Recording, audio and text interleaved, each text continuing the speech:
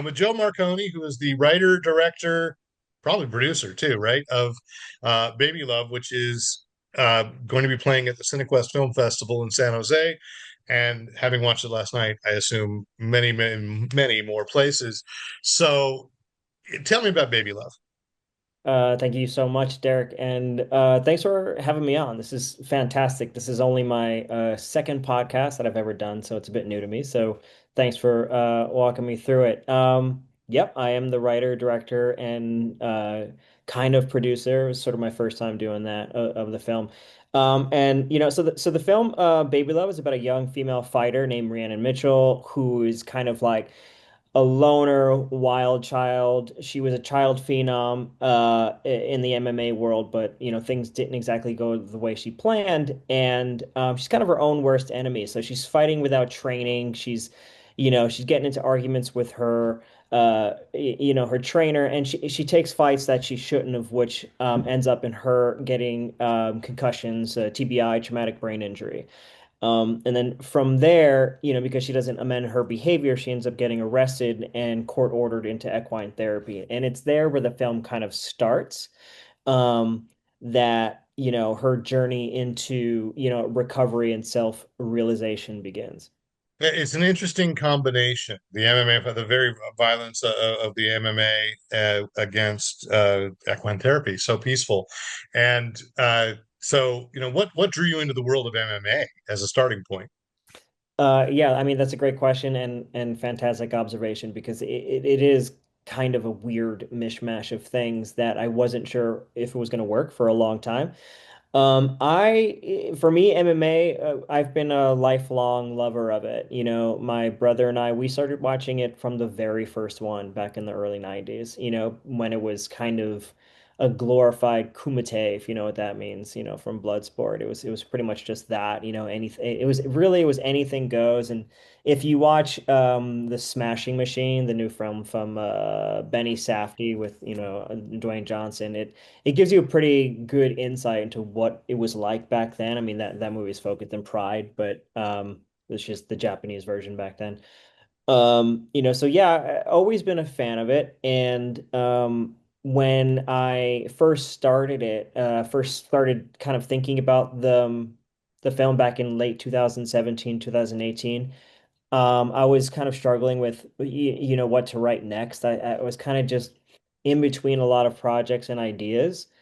And I heard somewhere that, it's better to write for an audience of one. And so I just kind of thought, hey, you know what? My brother, like, I want to write a movie that my brother and I could watch, And so that's kind of was the the impetus. Yeah, and you did start it out as a short film, so I want to kind of talk a little bit about expanding. You had this short film about this fighter, and I would assume starring someone else, and then you've expanded this out into a feature. Like, what challenges are there when you started with less and then had to add more? Yeah, well, I mean, the challenges are many, and it was actually kind of the opposite. I had the feature script written, but I was an untested director, and people wanted to see a proof of concept, and I was very averse to it for a while, but I was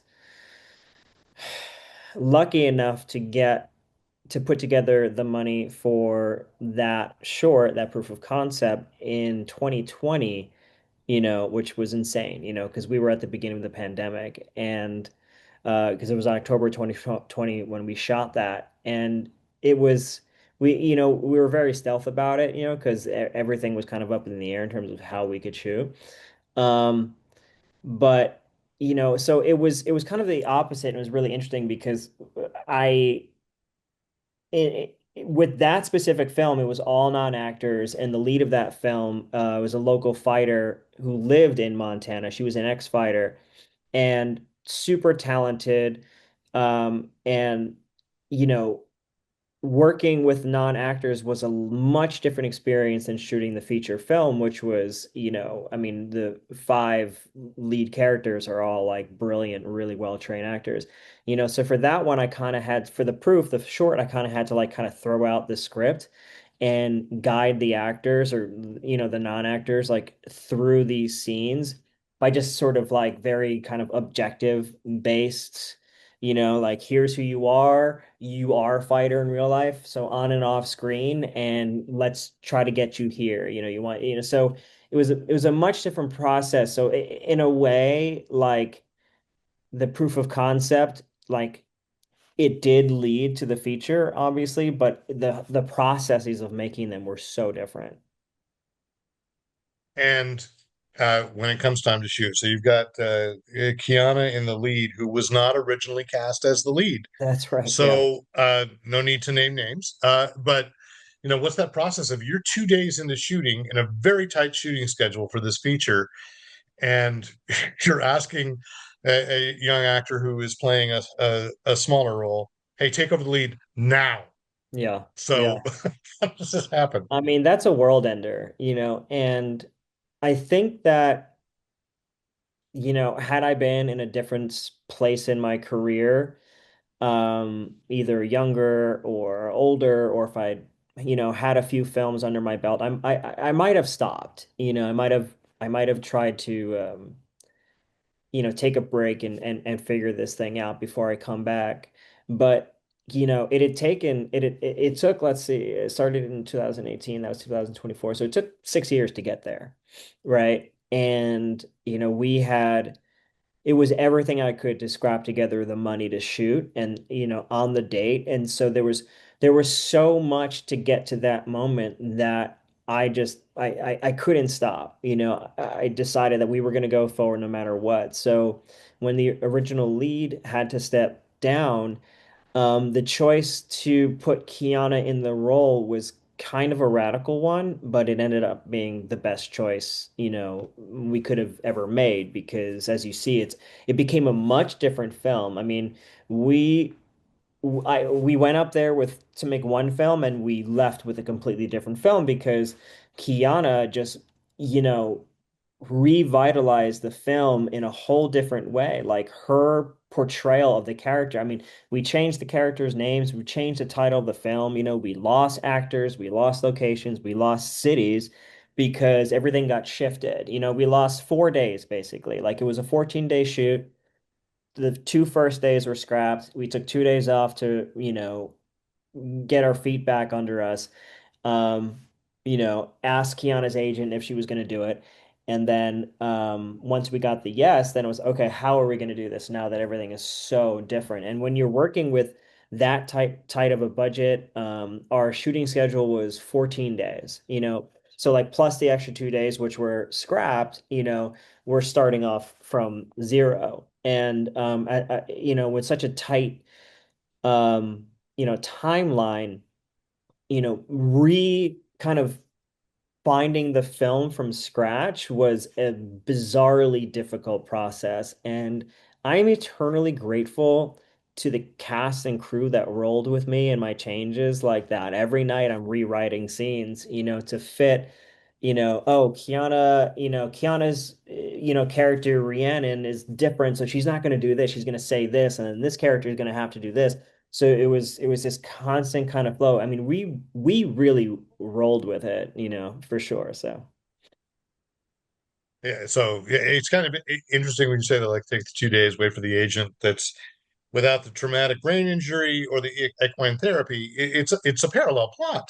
Uh, she's getting the call for the big for the big yeah, for league. sure. Yeah. You, and you've also got two very different major set pieces settings, really, which are the I would guess challenges of filming horses, getting horses to cooperate. Mhm. Uh, you know, Good actor, the main horse, but and then you're in the midst of the MMA, which is really well shot too. So it's two very different tones. So, I want to talk about keeping that straight in your head.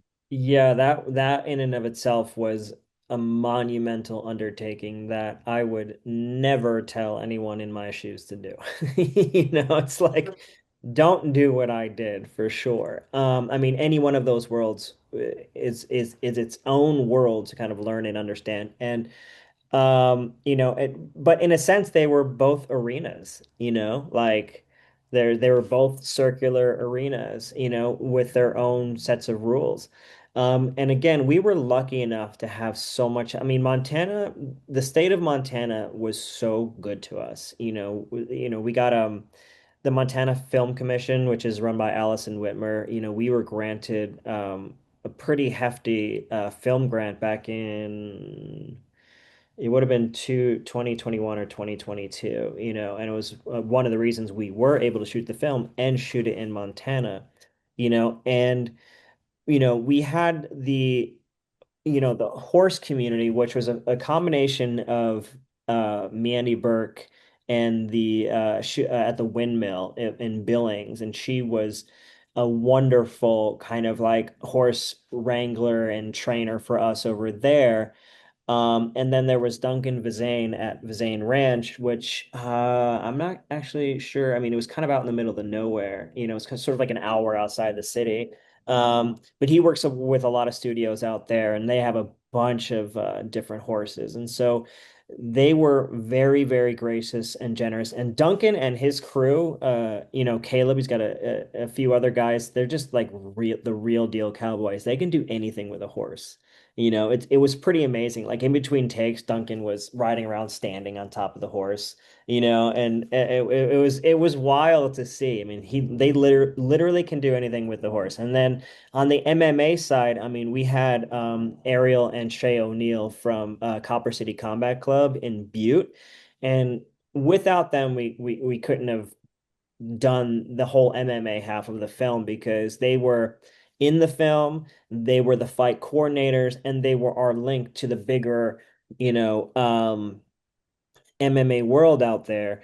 And then also there's Monty Klistoff, who was the fight promoter at the Butte Civic Center where the big, central fight set piece happens, and he was just wonderful in allowing us to shoot in the middle of an actual event in Butte. So like what you see there is real. It's actually happening, and we had the announcer come down and just before we came out. So it was like, intermission that we had 15 minutes. That was it. 15 minutes is all they gave us to shoot what we shot. And the announcer, the MC gets up and he lets everybody know that we're going to be shooting the scene. And Ariel, who's her opponent in that scene, she's a local celebrity up in Butte, and she was in one of the seasons of The Ultimate Fighter. I don't remember which one, but real deal fighter, and just to be clear, everybody else besides Kiana was a real fighter, So you're not getting like there's authenticity there for sure. So when it was announced that they were going to be shooting this scene, the entire arena got behind this film shoot for 15 minutes and was on their feet, standing, cheering. And I mean, they were just, I mean, how does that happen? Talk about the film gods. Yeah. And you said from the very beginning you were of MMA, you were a fan. Now that you've kind of been somewhat inside it for this, what is the thing that surprised you most about that world that you think most people don't really know? Oh gosh, that's a great question. There's a lot, I would say number one is that, these fighters are really smart people. You know, they're not these kind of like meathead that I guess some are, but a lot of them are really, really smart, gracious, quiet people. Going back to Shay and Ariel O'Neill, I mean, Shay is kind of like a monk, You would never know that he's a fighter the way he walks around and presents himself. And in a way he was own, he fights professionally and runs his own team. So while he was there that night of shooting, right at the Butte Civic Center, he was helping us to choreograph fights as well as coaching his own team to fight that night. So he was both like in our film and then we're watching his actual fighters fight. So these people are really they're highly intelligent chess players, in what they do. And I would say like the second thing is that it's really kind of impossible. And this was one of the reasons why I wanted to do the movie. Um, the amount of training and sacrifice that it takes to get where they are at that elite level and the mindset that they need to get into is really impossible to understand for anyone who doesn't do it. And the only reason why I can kind of understand it is just from the little training I did and then, trying to make this film and realizing like you have to get into a mindset of like hell or high water, like we are going to do this. Um, and it's a really difficult thing to understand, I mean, these people they put everything on the line, and it's all they do, is if training, diet, sleep, the way they work out. I mean, it is high elite level athleticism. It sounds kind of, it does sound a little like the drive to make it be a filmmaker, because I Yeah. know that's tough out there. And you're going to be opening at Cinequest, which I do want to say is probably one of the most, that's the wrong modifier, one of the best places you can go to just feel, the conversation, but the love and appreciation. So I'm really excited that you had reached out to me, and that we got to talk about this film, because it's a good film and people should catch it. Like I said, Cinequest and beyond, because I think it's the kind of thing that's going to get a life beyond. So thank you. Thank you so much, Derek. I really appreciate that.